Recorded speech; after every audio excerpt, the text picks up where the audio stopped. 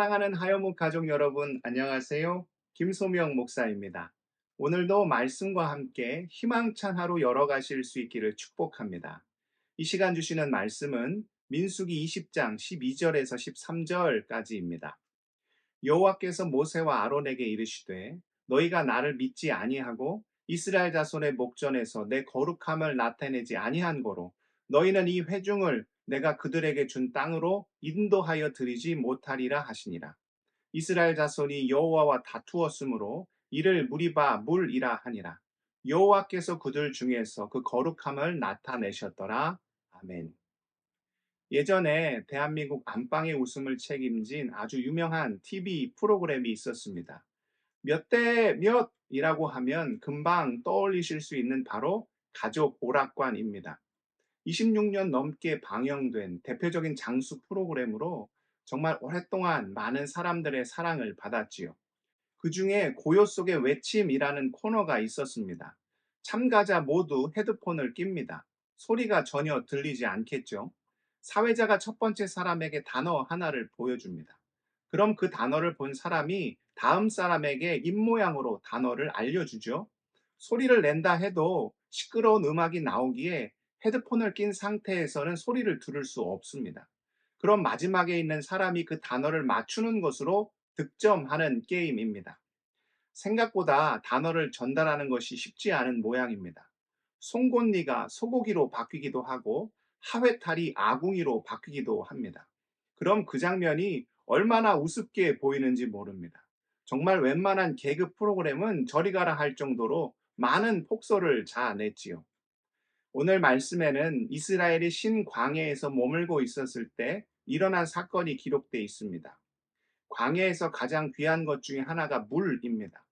광야는 메마른 지역이기에 물을 얻기가 참 힘들죠. 아니나 다를까 물로 인하여 그들이 고통당하기 시작했습니다. 그럼 어떻게 하면 됩니까? 지금까지 경험한 하나님의 은혜를 기억하며 기대하는 마음으로 하나님께 기도하면 되죠. 누가 기도할 수 있습니까? 하나님의 은혜를 기억하며 그 행하실 역사를 기대하는 자만이 어려운 상황 속에서도 하나님께 기도할 수 있습니다. 그렇게 하나님의 기적을 체험하게 되는 거죠. 그런데 이스라엘은 어떻게 합니까? 오늘 본문 3절을 보십시오. 백성이 모세와 다투어 말하여 이르되 우리 형제들이 여호와 앞에서 죽을 때에 우리도 죽었더라면 좋을 뻔하였도다. 백성이 모세와 다툽니다. 차라리 죽는 것이 낫다는 험한 말까지 하죠. 제가 어떤 분께 우연히 들은 말인데 참 많이 공감이 되어 요즘 자주 되뇌이는 문장이 있습니다. 힘들 때 나타나는 모습이 그 사람의 진짜 모습이다. 이 표현이 정말 저에게 뼈를 때리는 말처럼 들렸습니다.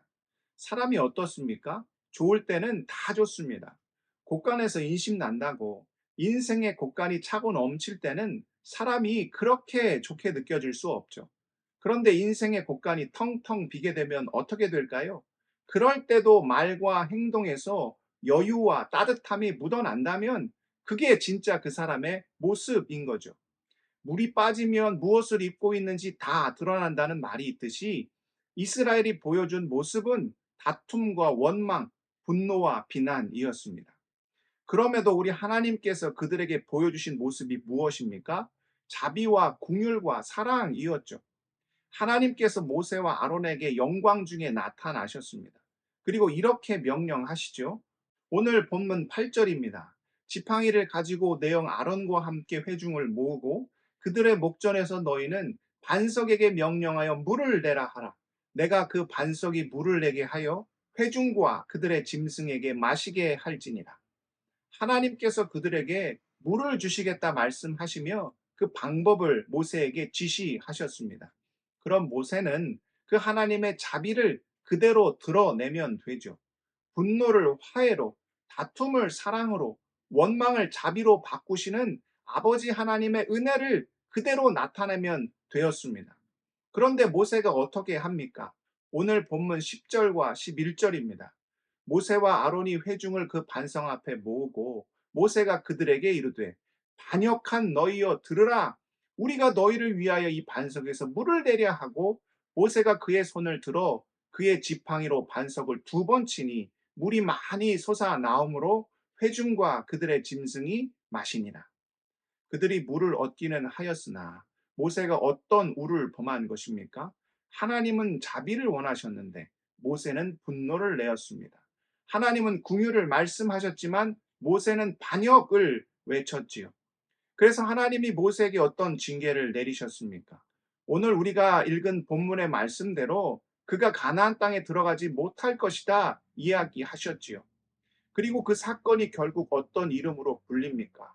무리바의 물이라 불리죠. 무리바는 다툼이라는 뜻을 가지고 있습니다. 사도 바울은 우리 그리스도인들을 향하여 이런 표현을 사용합니다. 고린도후서 2장 15절입니다.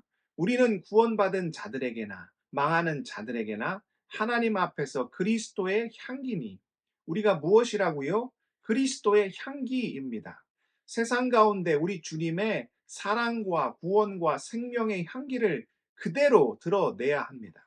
그래서 분쟁과 다툼의 자리를 화해와 평화의 자리로 바꾸어야 하지요. 또 이렇게 표현합니다. 고린도 후서 3장 3절입니다. 너희는 우리로 말미암아 나타난 그리스도의 편지니 이는 먹으로 쓴 것이 아니요 오직 살아계신 하나님의 영으로 쓴 것이며 또 돌판에 쓴 것이 아니요 오직 육의 마음판에 쓴 것이라. 우리는 그리스도의 편지입니다. 예수 그리스도 십자가의 복음을 가감없이 그대로 전하는 사명이 우리에게 있지요. 그런데 어떻습니까? 아, 다르고, 다르다고 님이라는 글자에 점 하나만 찍혀도 남이 되어 버리는 것처럼 우리 안에 있는 주님의 메시지에 죄점이 찍히면 그것이 왜곡이 되고 잘못 전달되어 하나님의 영광을 가리는 우를 범할 수 있지요. 우리도 주님의 뜻을 온전히 깨닫지 못하면 가족 오락관처럼 주님은 양말 말씀하시는데 우리는 삼바라고 외칠 수 있습니다. 주님은 사랑 이렇게 이야기하시는데 우리는 분노라고 선포할 수 있지요. 사랑하는 하요묵 가족 여러분, 무리바 같은 인생 가운데서 주님의 사랑과 자비를 온전히 드러내고 있습니까? 다툼과 분쟁이 가득한 이 세상 가운데 그리스도의 생명과 복음을 담대히 선포하고 계시는지요?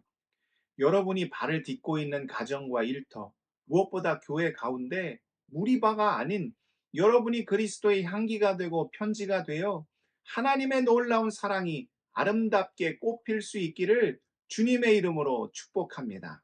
기도하시겠습니다.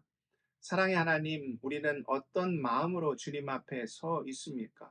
우리가 주님의 향기가 되고 편지가 되길 원합니다.